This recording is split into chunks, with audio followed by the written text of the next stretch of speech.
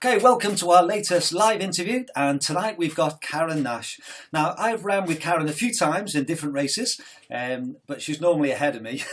But it's great to chat to you, Karen, and I was really looking forward just to finding out a bit more about some of the things you've done and some of the races that you've done. And if people are watching, then welcome. And if you've got any questions or comments for Karen, then please put them in the comments and I'll ask them as we go along. And just a little quiz question.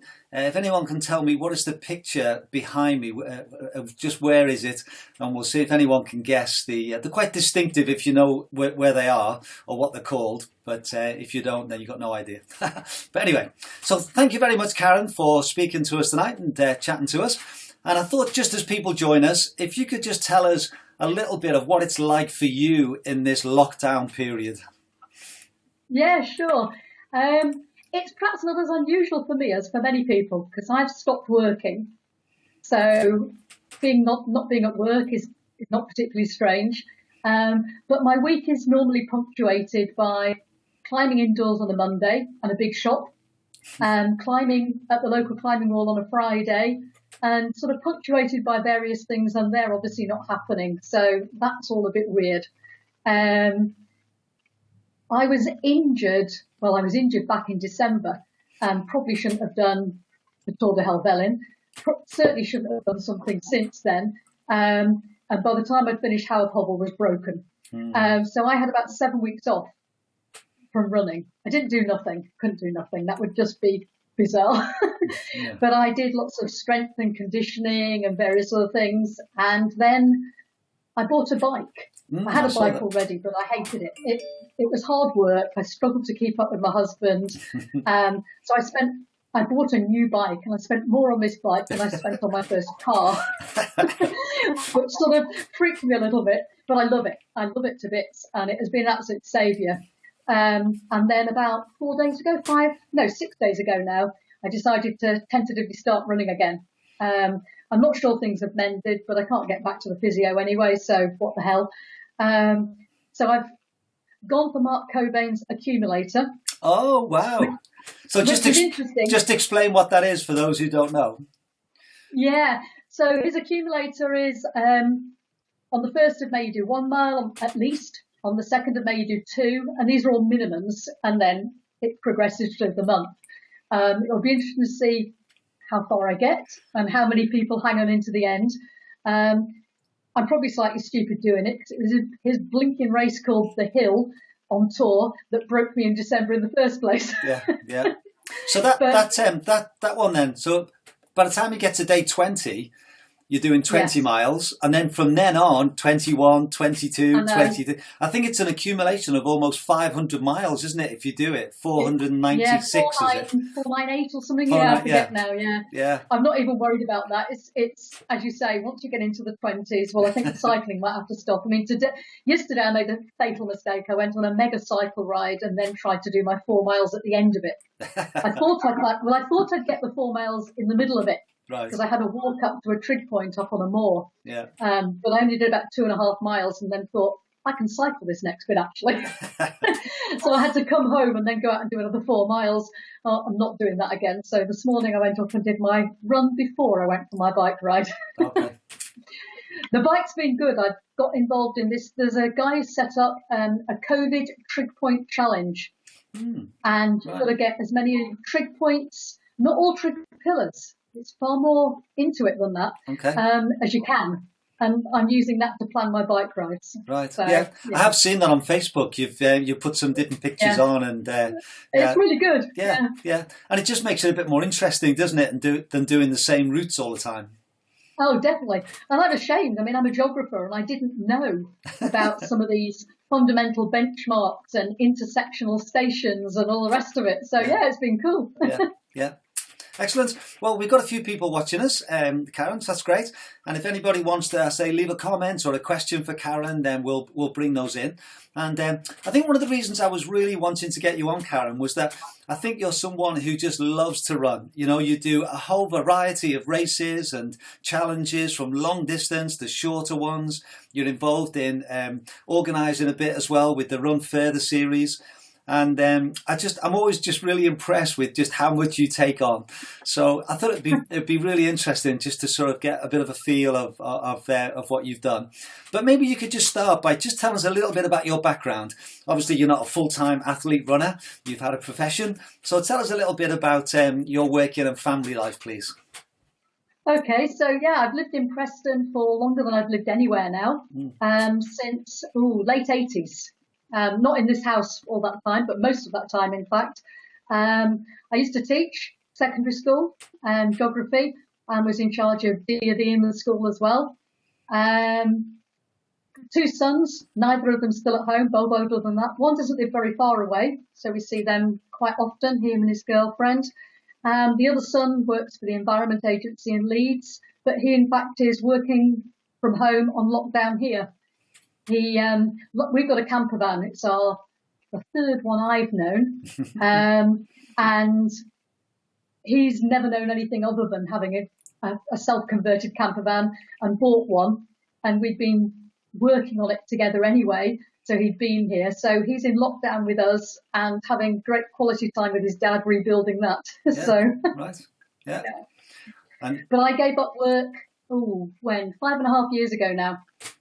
So yeah, quite a free agent. So I have time to do a lot of these things. Yeah. No, it's excellent. And you are someone that likes to do a lot of races, aren't you? And, I think some people just do 3 or 4 a year, but you're someone I think who likes to do lots, aren't you? I do like doing lots. I don't do very much mother training, and I don't do anything very organised. Okay. I went through a phase when the children were young, we got into orienteering, and by the time the kids were in their early teens, they were sort of banging on the door of regional squads and things like that. And we did lots and lots and lots of orienteering. And I think there were 2 things that were said to me. Yes, I won some orienteering races, nearly always on big open fells where you could see for miles and not scratching around in the forest. Secondly, that I always ran far too fast for my brain. I could run faster than I could navigate. So it was always a bit difficult. But yeah, I like being busy. I don't do any sort of formal training. For me, it would just kill it. Okay. I run because I like it. And if I'm not liking it, then why would I run? Yeah. Excellent. Well, I've got some photographs that you sent that I thought we would use just to sort of chat about some of the things that you've done.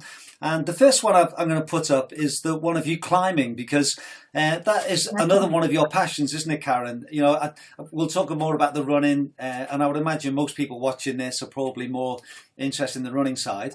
But climbing is a big passion of yours, isn't it? It's become one. When I got together with Bob, he was a climber. And therefore, it's amazing what you'll do to please people and sort of be in with them as well, isn't it? Yeah. The first climb he ever took me on, if I tell people what it was, there won't be many climbers watching this. But when I tell people that he took me to Trober and I did Genius, my first ever climb, it was like, you're joking. So I obviously was desperately keen to impress. But I had got into it. Just as he has been introduced to sort of ultra running and has sort of fitted in with that and done quite a lot. I've got in for the sort of climbing as well. I'm still not confident in the same way that he is outside, particularly on, say, multi-pitch, etc. But I'm probably body weight more strong than he is. I'm flexible as well. So we've done quite a lot of climbing. I like it best if it's sport climbing. I'm a wuss, really. Placing my own gear and getting freaked doesn't really sort of do it for me, but I do like climbing otherwise. Yeah. Yeah, we missed out this year. We should have been, the day after Haworth, we were meant to drive to Dover to get the ferry, go skiing for a week, and then climbing in Spain for a month. And clearly none of that happened. Yeah. But hey-ho. Yeah. I was watching a film the other day about the speed climbing that was going to be in the Olympics. Yeah. Have you done any of that, or have you seen that? No. No, the nearest you can get to that is in Preston. Preston's got quite a good climbing wall in what was a council gym.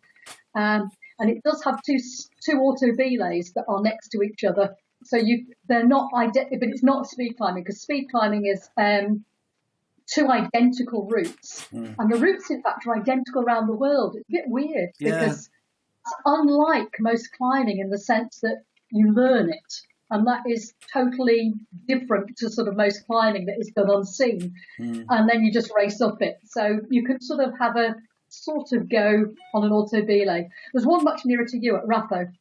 Right, okay. Outside Edinburgh. Right. I think they've got 2 speed climbing wires. Yeah. Yeah.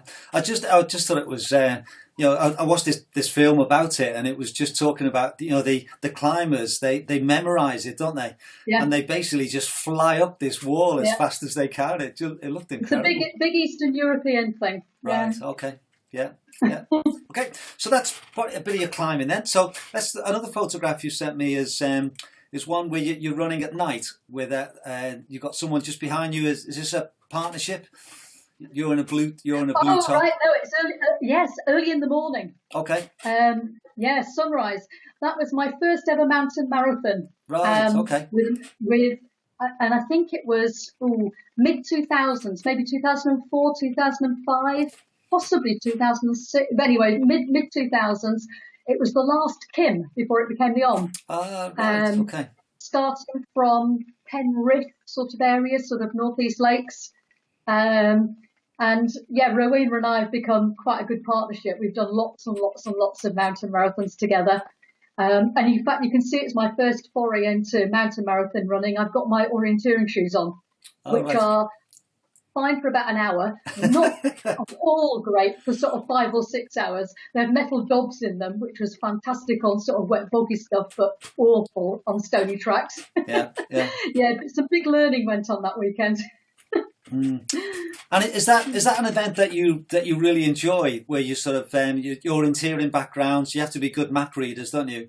And then also being able the endurance side to keep going for 2 days. I do love it. I love the whole being away for the weekend. Literally everything that you've got for all of Saturday, all of Sunday, overnight, being on your back.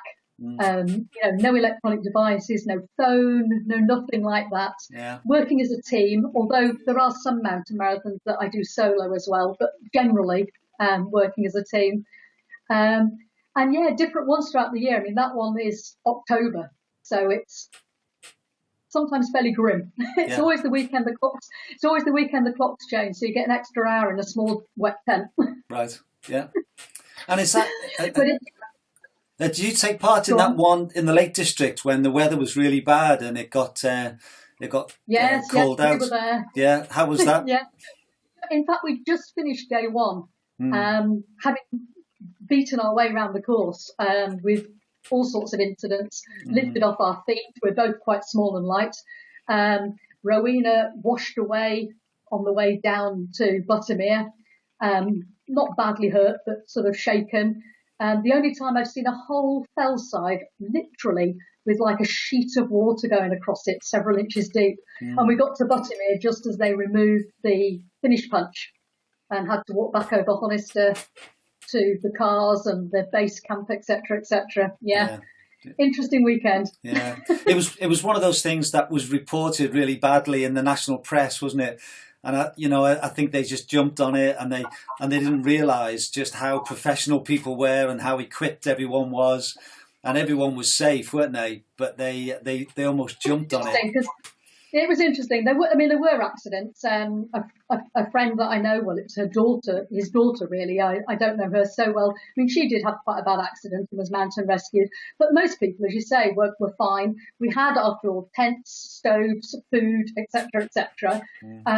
It wasn't, as bad as all of that sort of thing. Bob got some phone calls, and the kids were both still living at home at that point. Yeah. And the youngest one just said, "But they'll be fine. They'll just go somewhere sheltered. They've got everything they need with them. It won't be a problem." Yeah. So, have you had some good results then with Rowena in the On? We have, yeah. We're not usually first ladies anymore. We're both getting on a bit for that. But we had 1 year on the Lamb, which used to be a Scottish mountain marathon. Martin Stone was the main organiser. Yeah. That's now stopped. The last one was on Harris in absolute glorious weather. And I think our favourite success was the year that we were first vets. we beat the men vets as well and that was before they changed the handicaps. It was on an equal playing field, and we were made up for that. We were first ladies, but being first vets and having beaten the men really chuffed us. Yeah, excellent. It might be interesting though. Next Tuesday evening, I'm interviewing Stuart Hamilton, who's the director of OMM. Right. Yeah, so I've not met him, but someone said, "Oh, it'd be a really good one to interview." So next Tuesday night, I'm looking forward to finding a bit more about the OMM and how that works. Yeah.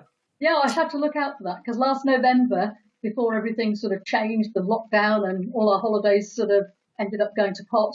I went to Japan with a different mountain marathon partner. Two blokes have invited me to go and do the OM in Japan. And when the second one asked me, I thought, this is karma. This is an opportunity. You need to say yes. Yeah. So I went. Excellent. It was absolutely fantastic. Yeah. Yeah, good. And the next photograph we've got, you were saying this is one of your favourite races. So it's a picture of you with lovely mountains behind you. So just tell us a little bit about behind this story, please. Yeah, so that photo is the GRP, or the Grand Raid de Pyrenees. It's my real happy place. I absolutely love it. I've gone back and done it, I forget now, several times. I did the UTMB, I think, 2014, and I'm glad I've done it, but I probably wouldn't go back, or if I did, I'd only go back once. It was my first ever big European ultra, so I'd probably go back once and see if I could improve on it, because first time was like such a steep learning curve. Yeah. But the GRP is the same distance, same climb, much more technical trails. I mean, UTMB, a lot of it is on quite big, wide paths, but so low key. A totally different atmosphere. It starts in a tiny village, in a valley that is sort of a ski resort, but mostly further up the valley. I think about 800 do the long race usually. They've built their series and expanded it a bit. They've got the big race, and then there's a 120, an 80, a 40, and a few others as well. And then for their 10th birthday, they did a longer one, a 220, but the weather turned really bad and we ended up chopping it. So I think we did about 185 in the end. But I love going back there. Yeah. And there's not too many foreigners go. So they know me really well. You're sort of treated like sort of friend of the family when you go back. And I'm supposed to be going back late August. We'll see, but I think it's unlikely.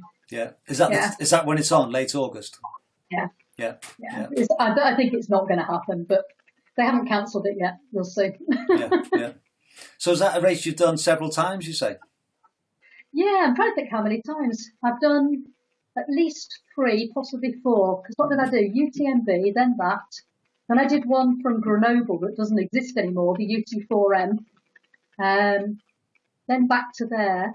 And then I've been back almost every year.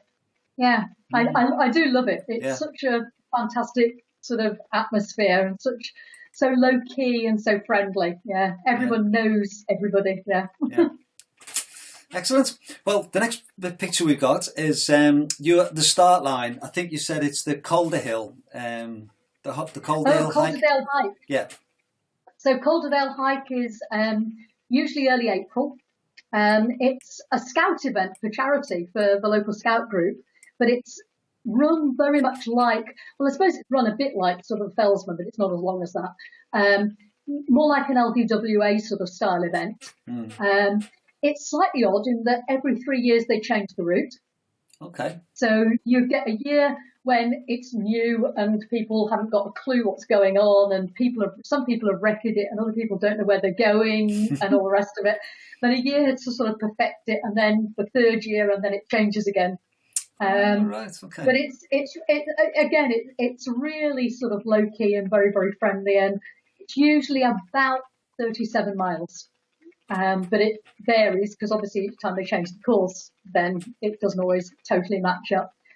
But that photo is really special because it's been in Run Further every year I've done it, so I try and go. It's got people in that photo that have taken me to races, that I've got friends, so many friends from these races. I've got my Krypton gear on in that photo. Phil Hodgson, who used to run a team called Krypton in the Run Further Ultra series, got me into that very early on. So that's sort of important to me. And John Steele is sneaking into that photo. Yeah. John has so much to answer for. Yeah. Well, my first ultras were Hardmoors races. My first 100 was definitely a Hardmoors race. My first 200 was a Hardmoors race. And then he did his silly thing, I think it was for his 40th birthday, where he was going to do 50 ultras. Yeah. And I joined him on one of them. And then a few years later, I got thinking and thought, I could do something similar. I'm nearly 52. I could do 52 ultras in 52 weeks at 52. So yeah, that's all his fault as well. Yeah. Well, I wanted to talk about that actually, because that was in 2013, wasn't it? And I think I think that was around about the time that we met a few times, and I knew who you were really, and I remember just following this challenge and thinking, you had your blog, didn't you? And it just seemed to be, crazy, just to do so much. But I remember one of the things that really impressed me when I spoke to you about it was that you said as the year went on, you were getting stronger, weren't you? And you were fine. It was strange. Yeah, it was strange. Yeah, I remember. I can't remember you apart. The first race I remember you at was one in South Wales. Yes. I think it was the 10 Peaks 10 one. Peaks. Yeah. And we ended up together for a while. Yeah. With your very distinctive race vest with a sort of crossbit on the front. That's right. And I think that's when I really remember you from there onwards. Yeah, I mean, they weren't all races. I set it up as it was me and my challenge, so it was entirely down to me. Yeah. But they had to be 30 miles or close. So I think some of them were about 28. To keep the cost down, and I was still working at the time, I tried to pick sort of LDWA ones, and a lot of those are about 24 miles. So I then did some random extra miles, and I made the mistake at the Hebden of trying to do the miles afterwards, and sort of quickly no, you go and do the 4 or 5 extra miles first, not afterwards. Yeah. Afterwards is not going to be good. Yeah. But it was like my body just sort of got used to it. And I thought, oh, here we go again. And some of them weren't any stress, because if you're just running with a Garmin and they weren't races, a couple of times I just got Bob to drive me randomly miles from home, and then I'd run back home and do the miles that way. But lots of exploring and lots of good fun. And I set up the blog initially, I think, as a way of, I've got to do this. I've got to commit to this now because I've gone public. Yeah. But actually, I'm really glad I did, because it became a great sort of diary, and it's sort of there for my memories, as it were. So yeah. But the times didn't suffer, as you say. I got some PBs towards the end of the year. Hardmoor 60, round Rotherham. Yeah. Which is bizarre, but. and you ended up doing more than 52, didn't you? I think. Yeah, well, 52 was a race that I really didn't enjoy. And I got to the end of it and just thought, can't finish on that one. But no. And I don't know why. It hadn't been awful. It hadn't been a disaster. The weather wasn't foul. And I just thought, I can't finish on that. No. And I thought, okay, I was born in 61. Okay. And there was still quite a lot of the year left. So I thought, okay, well, I'll make it 61. And then as the year wore on, it got into December, I suddenly realised that if I made it 62, it would be the Tour at Helvellyn.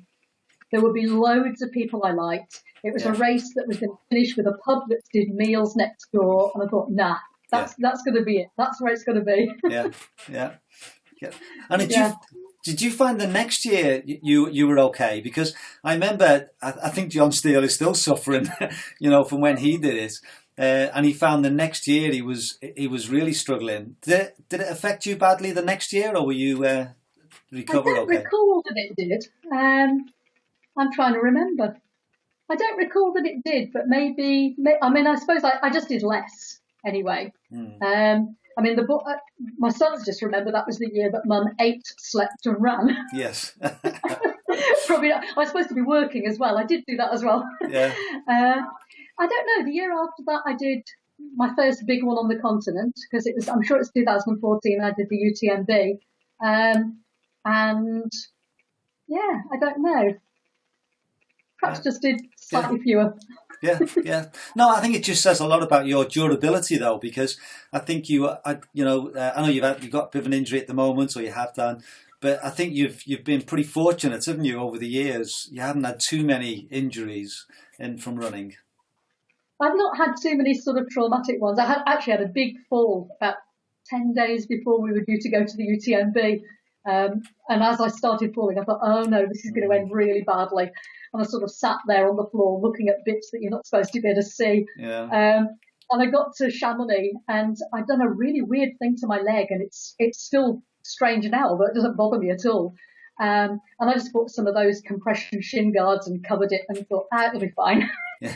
I think what I've got is an ability to sort of put up with low level sort of discomfort and just sort of ignore it, and it'll be all right.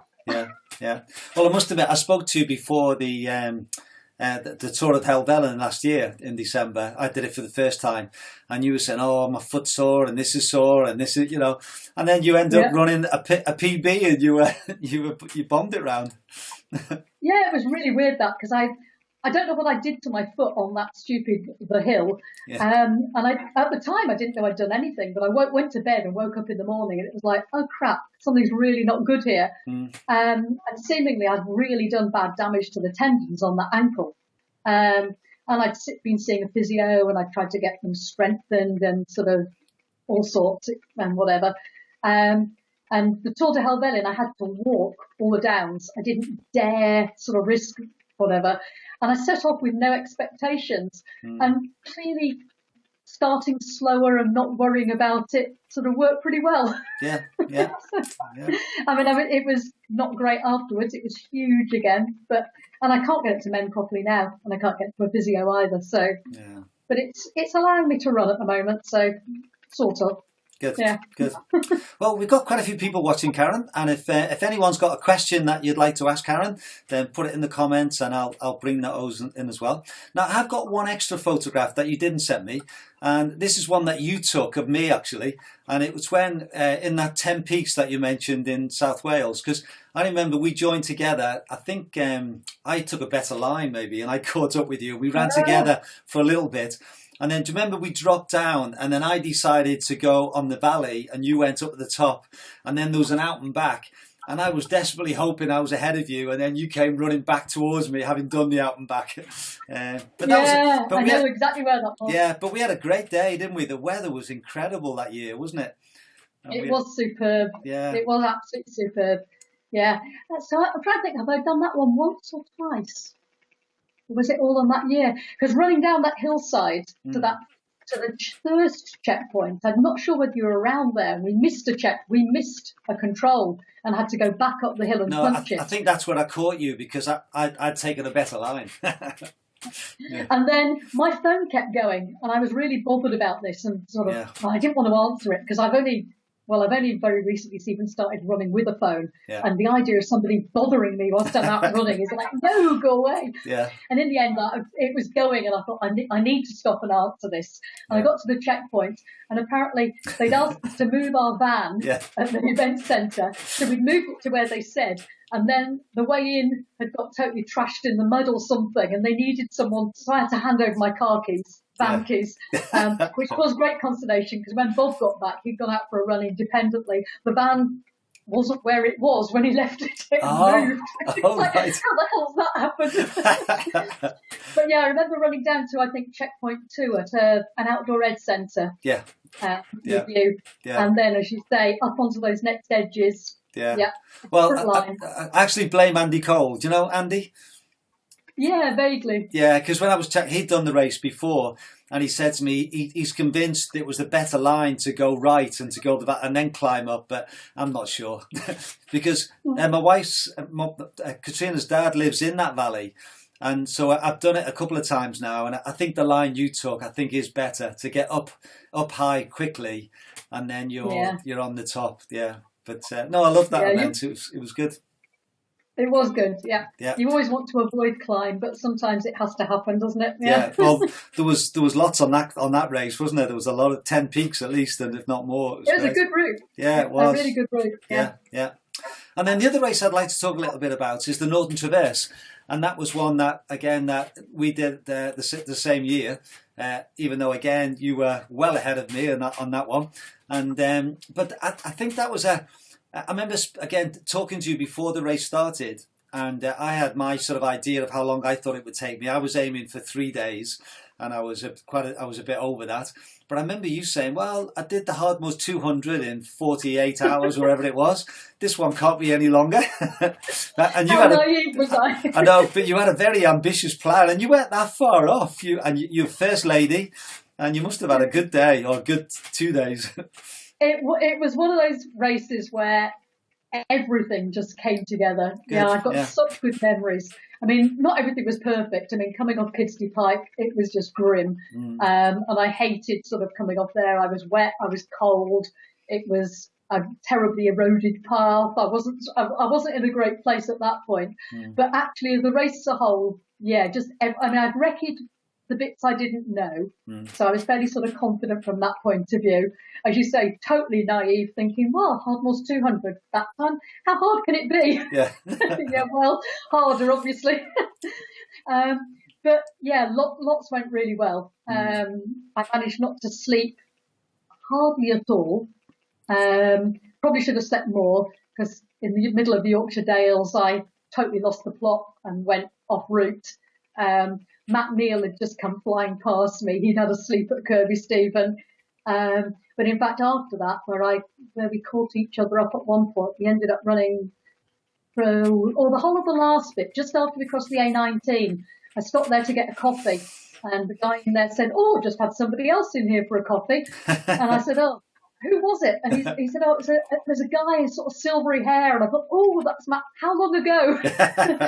I caught him just as we sort of went up through the next village and up onto the Cleveland Way. And we ran most of the rest of it together, which was really good company, actually. Yeah.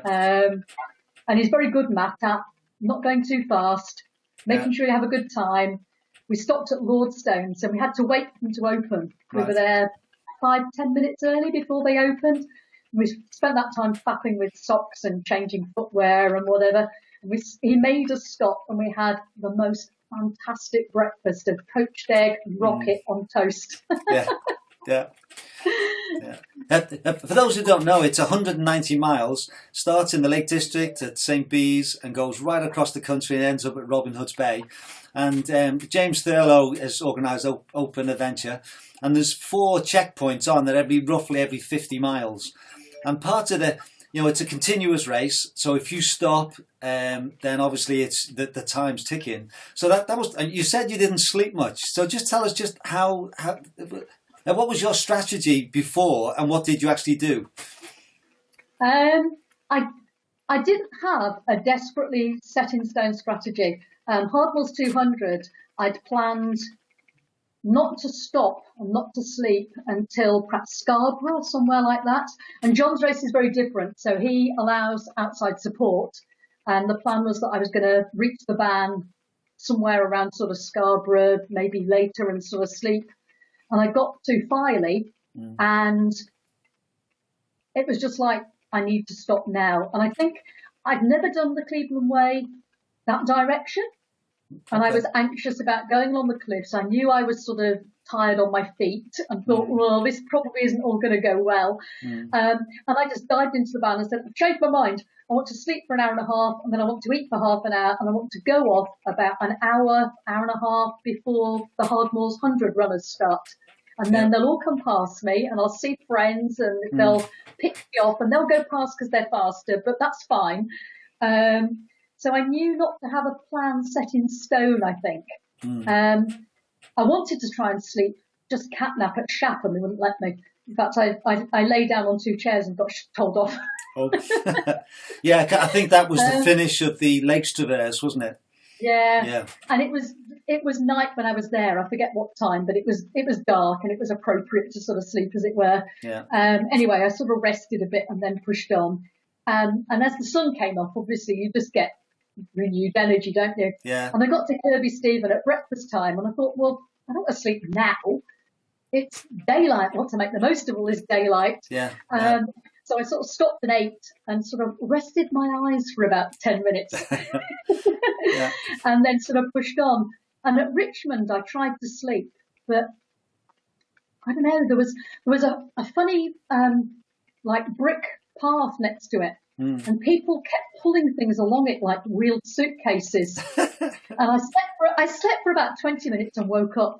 I slept for about 20 minutes and woke up, and I thought, in the end, I thought, oh, stuff this. I'm just going to get up and go. Yeah. And that was the only sleep I had. Right.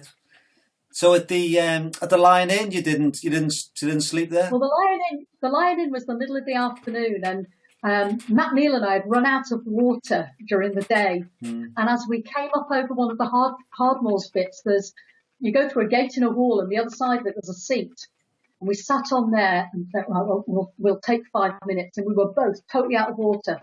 As we looked down, there was a full 1.5 litre bottle, unopened, of water. And it was like, you've never seen people get so excited over so little. Yeah.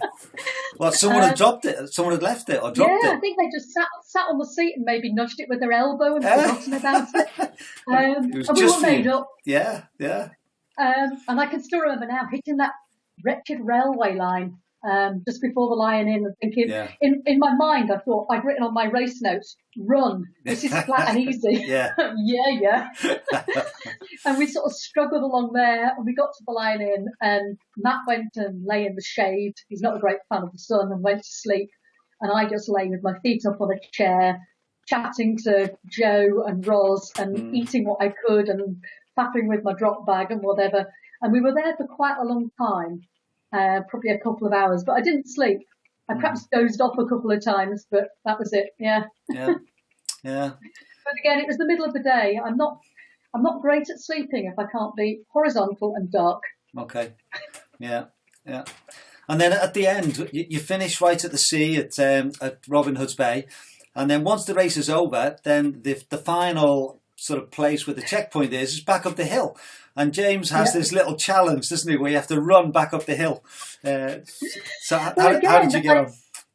Yeah, well, I sort of knew James a bit because I'd marshalled for him and done various jobs, etc. But I didn't know him all that well. And I don't think it had occurred to me that this was optional. Oh, right. To me, it was like, everyone's going to do this. And it never occurred to me, perhaps because I was just so sleep deprived, that you had a choice. You know, it was just like, you've got to do this, you've got to do this. Well, I set off with good intentions. I tried. Yeah. And I think all the time I could think, at the top of the hill, there is food. At the top of the hill is our van. I can just peel off and lie in bed. Yeah. I think I didn't realise either, Karen, that I watched other people and they left their bags with James and ran up without a bag. Ooh. Whereas I just had my bag on and tried to run up the hill. I don't remember. Yeah, some people definitely, they took their bags off and they ran up without their bags. So I can't remember whether I had mine on or not. I'd have to look back at some video clips and try and see that. Yeah. Not sure. Bob was down at the seafront, so he might have taken it. Yeah. I remember Matt and Ellie running up the hill with me. Yeah. He was probably trying hard not to laugh. Yeah. There's some lovely footage of you over the race from Matt and Ellie. Those daily videos were great, weren't they? Yeah. Well, leaving the Lion Inn, we look like we must be 90, Matt and I. There's one bit where we're struggling to stand upright, never mind run. Yeah. So that was a long, continuous race, and I'd like to come on to the Tour de Giants as well, which is even longer and bigger. But have you done stage races? No. I've never done a stage race. I think partly they're often quite expensive, and they're not. I'm not saying they're wrongly expensive, but it doesn't. Whether it's justified doesn't change the fact that all that logistics makes them more expensive. Yeah. So I've perhaps not done them for that reason. I mean, at the moment I have no income. We're living on Bob's pension. So that's perhaps one of the things. And I guess you probably tend to play to your strengths, and sort of grinding it out and going slower suits me better than racing and then sort of lying around and waiting and getting up and going again the next day. Yeah. That's interesting, and it's great now, isn't it? There's so many choices. You can find the 200-mile races, and you can find the Cape Wrath Ultra and the Dragon's Back, and there's something for everybody now, isn't there? Dragon's Back, I guess, is, although it's a stage race, you're going to, most of us, you and I, are going to be out all day. It's almost going to be continuous, isn't it? With just a bit of sleep and refreshments, and that's about it. So that's probably almost continuous, I suppose. Yeah. Well, let's go on to the Tour de Giants, and again, I've got a picture of you finishing, because again, for those who don't know, just tell us a little bit about the stats and the logistics of this one. Yeah, I forget what it's billed as, but it certainly on people's Garmin's this year, it was close to 240k. Miles. A long way. Yeah. And the climb, I think they talk about 24,000 meters, but most people were getting closer to 28,000 meters of climb. There was a hell of a lot of climb. It really does go up and down a lot. I mean, a totally new thing in the sense that I was clearly going to be out so long. I knew I was going to end up having to sleep. But there was no way you were going to end up doing sort of something like the Northern Traverse and hoping that you could keep going with just 2 short cat naps or something like that. So that changed it hugely. They have a system where you get one huge drop bag that follows you around, which is amazing organisation.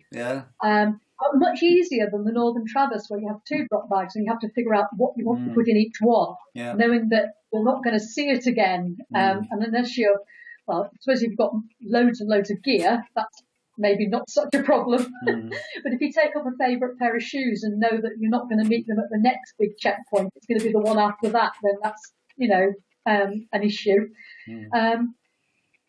And I knew that Matt Neal was going to be doing it. I looked at people who'd done it before, previous times and things like that. Jen Gaskell is in the photo with me at Calderdale Hike and is a big fan of it. She's sponsored by Montaigne, so I know she's been out and done it lots. So I looked at her times as well. And that gave me an idea of what would be doable, as it were. But I mean, it's mountains, Alps, and the weather changes so much from year to year that I knew not to set too much store by that.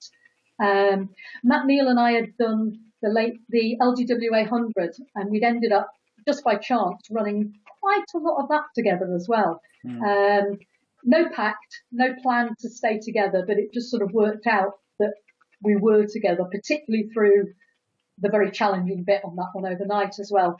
So I was quite keen that we might end up doing some of the tour together. We did big chunks of it together, not all of it, but probably pretty close on 2/3 of it together, which was great, really good company. But Matt is amazing at getting into a checkpoint, eating something, going to sleep, sleeping for 2 hours, and then getting up again. And I'm just hopeless at that. So we weren't together for big chunks, and then we sort of hooked up again. I'd set off without sleep, and he'd sort of catch me up. But yeah, it was a very, very interesting race. Very, very changeable weather. It had been glorious for the week before. We got to Courmayeur and the temperature dropped by about 10 degrees, and it was like, oh, what the hell's happened to the sun? Then the morning we started the race, it started raining just about as we crossed the start line.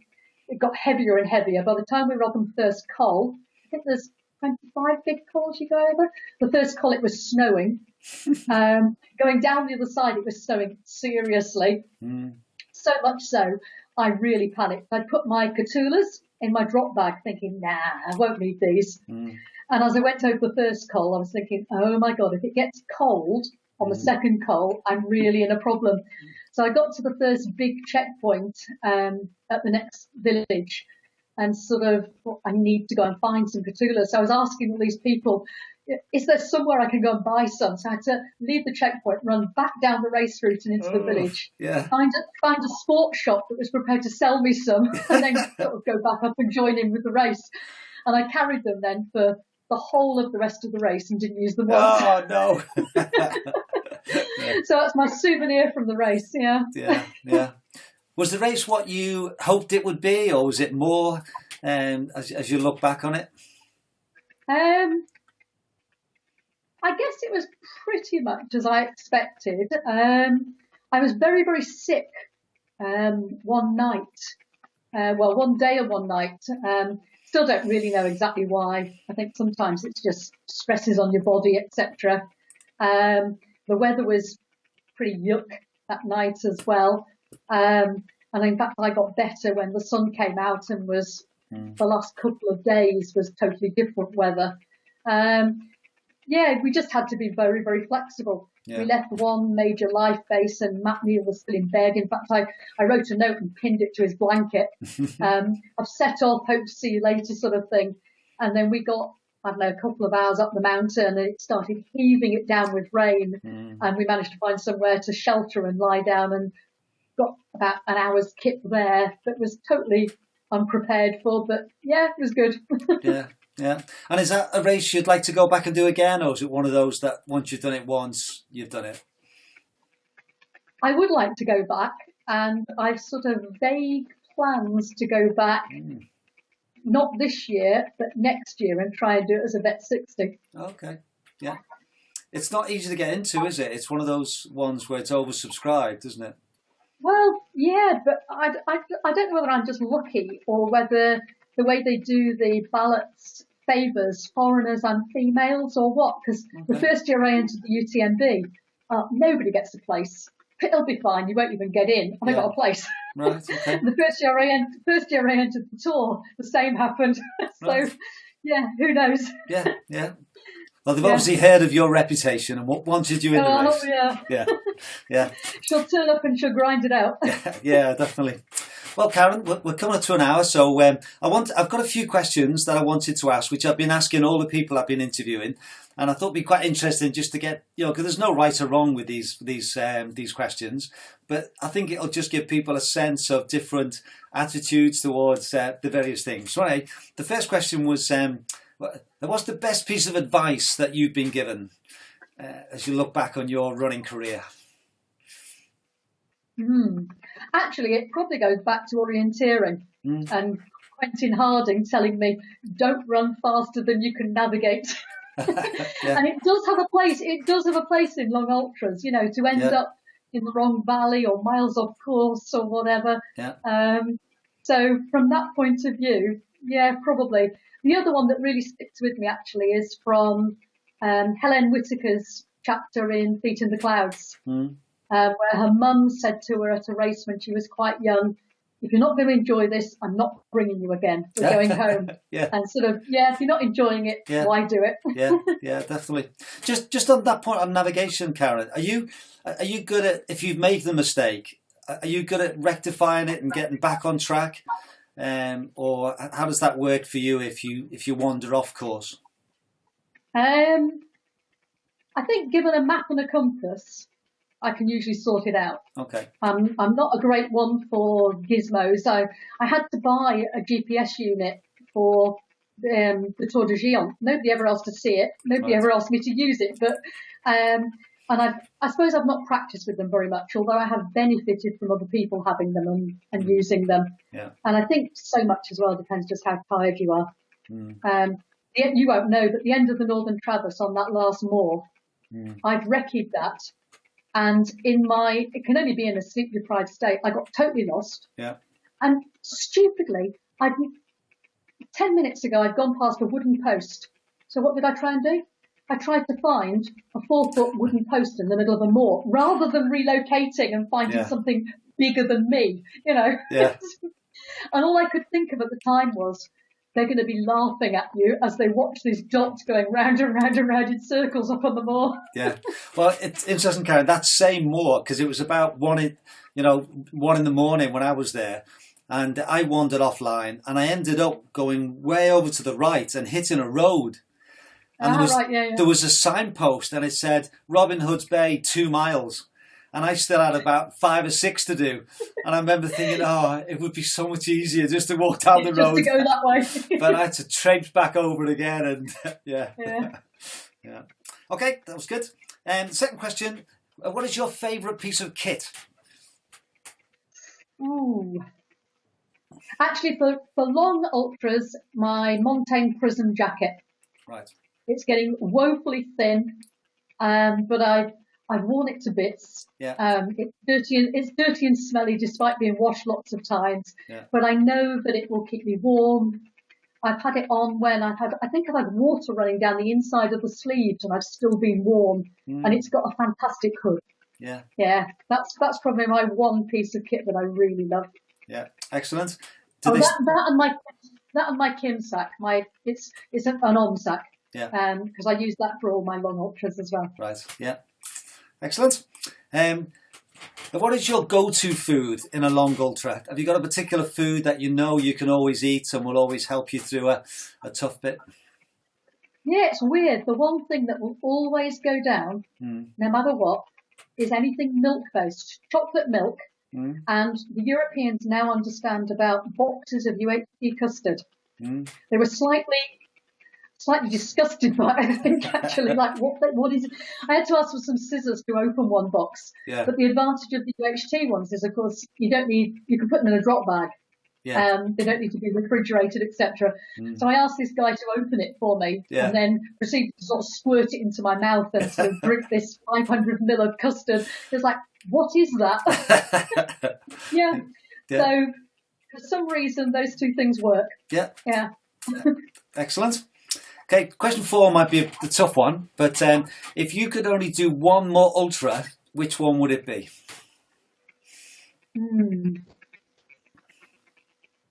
Possibly the GRP again, because I just love going back there. Right, and yeah. if I could only do one, it might be that. Or possibly one that I've not done yet, and I don't know what. Yeah. But if I was told I could only do one more ultra, then maybe one that I've never done that I would want to do. Yeah. What about Scotland? Have you been up to Scotland at all to do ultras? I did the fling. Yeah. But you're not done the West Highland Way, have you? I've not done the whole West Highland Way. I did plan to do it one year, and I can't remember why I didn't and why it didn't work out. Oh, there's two, aren't there? There's one where they need you to have support. Yep. And it's two people, not just one. Well, for the second half of the race, Yeah, and it has to be someone who's prepared to run with you as well. Because, I mean, Bob is incredibly tolerant and very, very supportive, and he'll happily drive the van to all sorts of places for me. Yeah. But obviously, you need then somebody else, and I think that's quite a big ask. Yeah. But the other race, I forget the difference between the two now, doesn't have that requirement. So maybe. Because I would quite like to do it, yeah. Well, Karen, if you did want to do the one in June, the one that I'm involved in, we would always find someone to run with you, honestly. And the pace you run at, you probably wouldn't need a runner anyway. Because if you're going to finish under 21 and a half hours, you can't have a support runner. So it's only if you need to. But yeah, don't worry. If that was the only reason you've not done it, then there's always lots of people who are willing to support and help. It's one of those things. So we'd love to see you at the race one day. Yeah. Okay, well, I'll think about it. Yeah. I've done Kintyre as well. Kintyre Way. Yeah. Okay, then the final question I had was, do you have a mantra to keep you going when things get tough? You're one of these people who like to sort of think about something? Yeah. I have lots of things going through my mind. Often it's sort of just never give up, just keep going sort of thing. Yeah. But often I write on my hands as well. I had notes in my drop bags, but often tend to write on my hand or on a piece of waterproof paper that's sort of taped to me with some times or something. And that is usually just smile, eat, run. Yeah. And just those things, yeah. And then I think I just go through lots of thoughts. I can still remember one of my children when they were very, very small coming to watch me at a fell race. And I was never very good at fell races, certainly not short, fast ones. And I was walking, and this shrill little voice sort of chimed out, I thought you were meant to be running. What are you doing? So the idea of coming home and saying, no, I gave up, I didn't do it. Just, yeah. Well, I know the times where we have been together, when I've seen you, I remember a couple of Hardmoors races that we ran at a similar time and we sort of saw each other. And I would say, I think you're always smiling whenever I've seen you. You know, it's obvious that you enjoy what you're doing, and that comes across very much. And even what you said earlier about, you know, if we do this as a hobby, don't we? We're not paid to do it, and if we're not enjoying it, then it's pointless, isn't it? Yeah, you've got to want to do it, and as I say, it's why I don't do a training to a plan. It would, right. I would probably be better, but it would take away the joy. To just sort of, what shall I do today? Oh, I know, I'll do whatever. Yeah. I remember Katrina said to me a few times when she supported me on the West Highland Way of the races, and you know, if I'm not happy, she said, "You've paid to do this. Just get on and enjoy it." You know. And I think sometimes you need that, don't you, as well, just to remind you why you're doing it. Yeah, and how hard is it to just keep going? I mean, unless you're, really ill or tragically injured, it's so easy to sort of, and then the next day regret it. Oh yeah. I think I've got two big DNFs on ultras. One, the mountain rescue called it off, so that wasn't really my fault. Although I'd actually bailed about an hour before they called it off, but it just wasn't safe. I was being blown off my feet, and it was like, nah, this is silly. And the other one was the only ultra I've tried to do in New Zealand, and again, it was a medical thing. Right. So I hope. Well, it's a very high success rate that you've. Have you kept a record of how many ultras you've done? Yeah, last May I celebrated doing 100. Wow. And that's race ultras of over 30. Yeah. Since then, a few more, not so many more, obviously. Yeah. So it must be about 109 now or something. Wow. Yeah, well done. Yeah, it's superb. Yeah. Well, I just want to say thank you so much, Karen, for tonight. Thank you for those that are watching. If anyone is interested, the picture behind me is just after Kirby Stephen, where we climb up to the 9 standards. And I asked a few people, and no one seems to know what they represent, do they? Why they were built? But they've been there for a long time, haven't they? But they're massive, aren't they? They're about 4 to 5 times the height of people. You know, they're the big cairns, aren't they? They are huge. Yeah. Yeah. I don't know their origins. No, I don't think anyone does. The people I've spoken to, I've read a couple of guidebooks, and no one seems to. People have got theories, but no one seems to know why they were built. So anyway, they're very distinctive on the Northern Traverse route. Yeah.